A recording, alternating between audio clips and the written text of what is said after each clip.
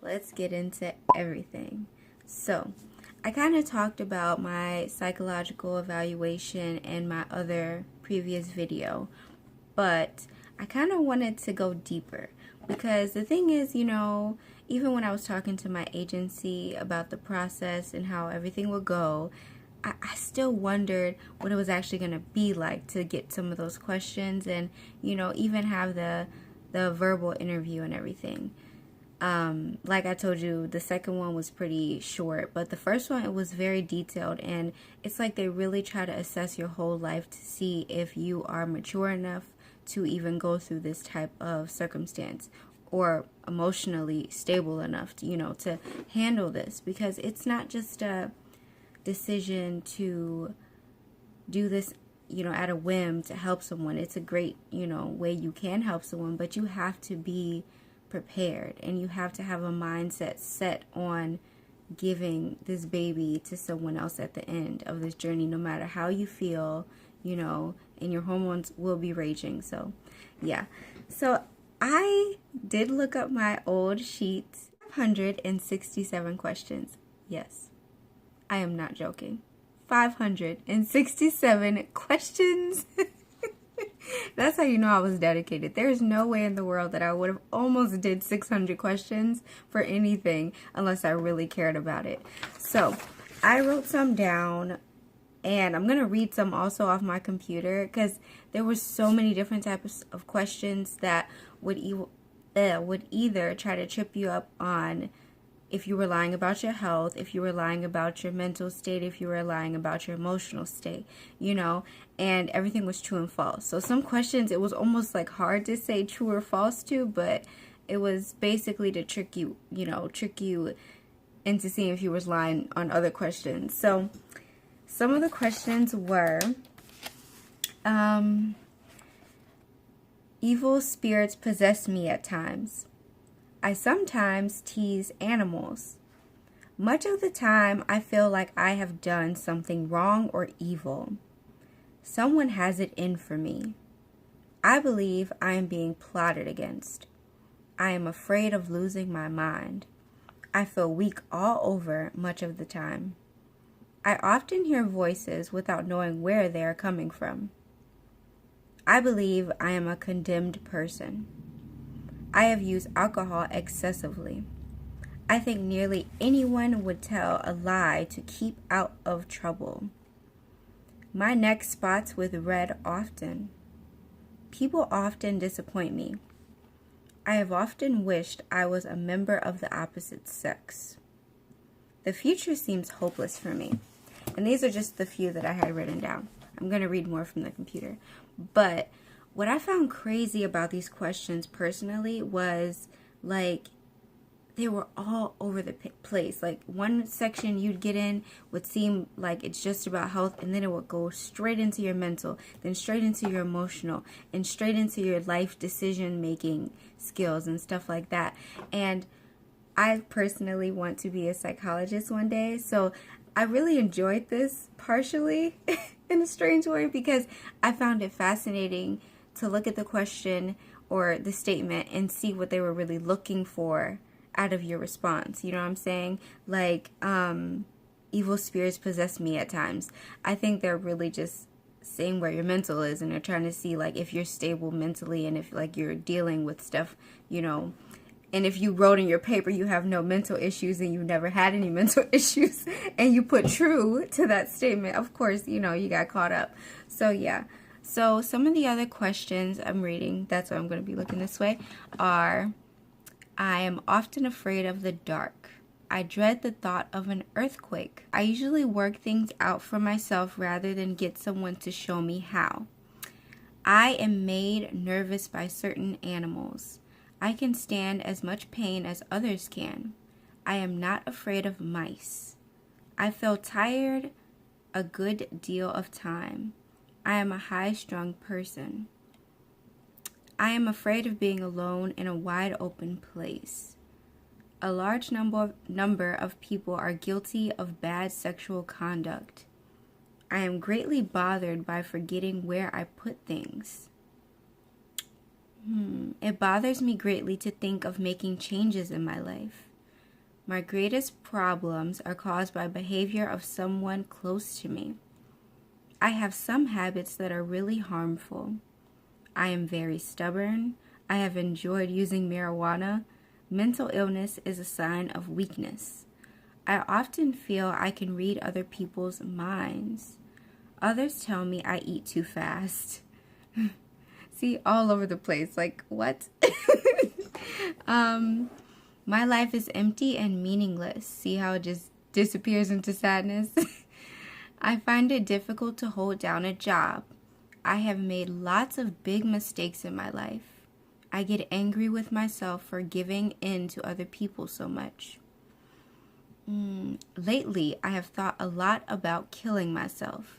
Yeah, so like I said, it twists constantly into different, paths of like emotional, mental. At times, I can't seem to stop talking. After a bad day, I usually need a few drinks to relax.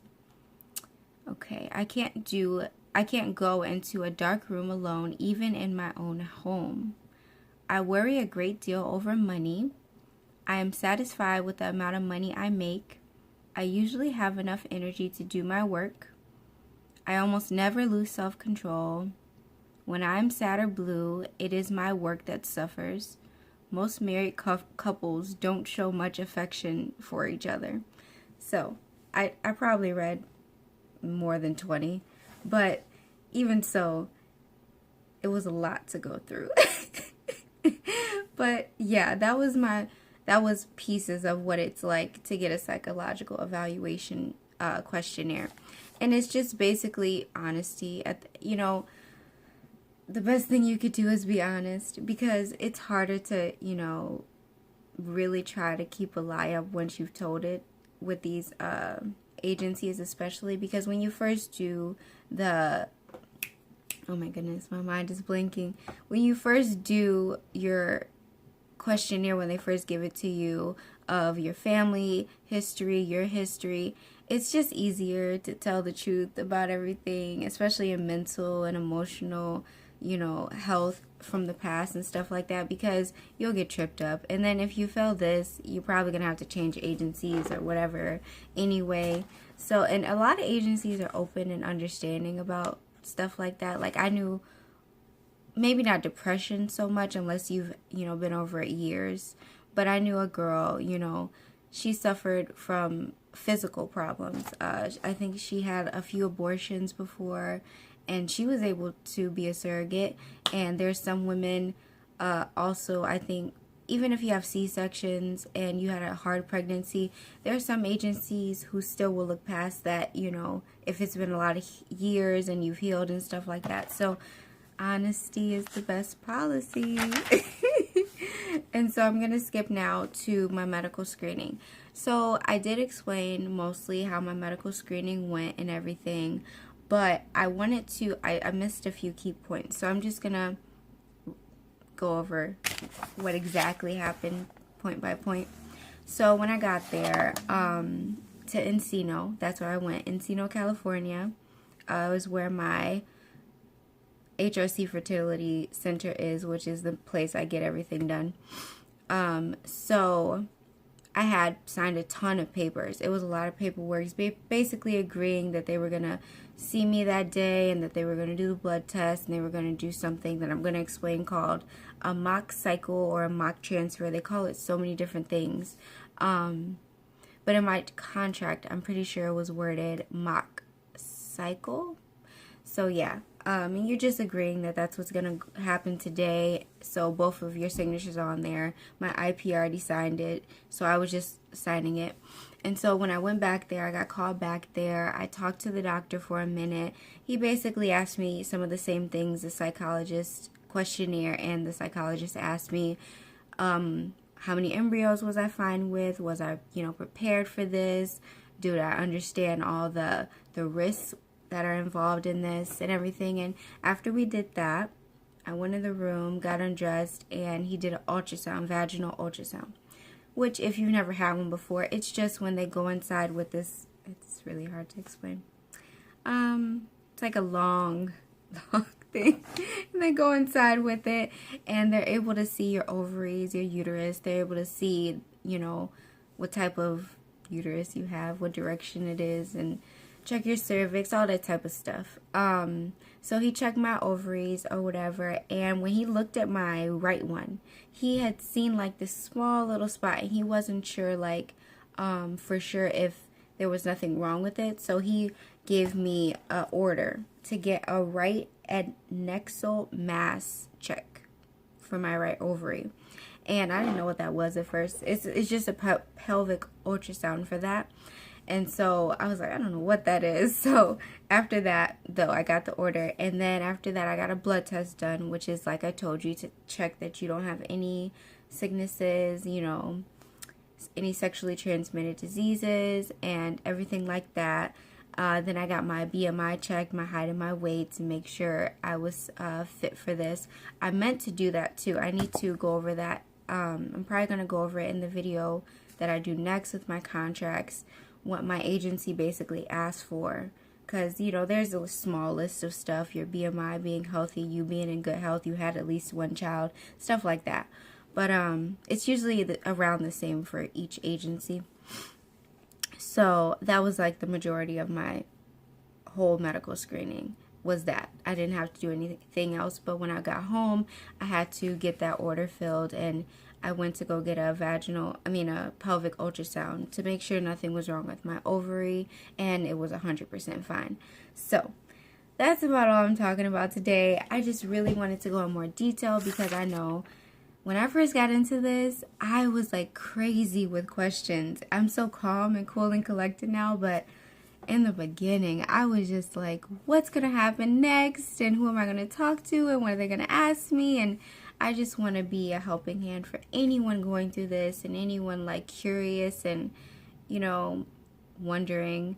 I'm here. I understand. I've gone through every thought that you probably had, every worry, every concern, every question I've had. So never feel like you can't ask me. Go ahead. I love questions. It's cool. So if you have any, come to me. I got you. Bye.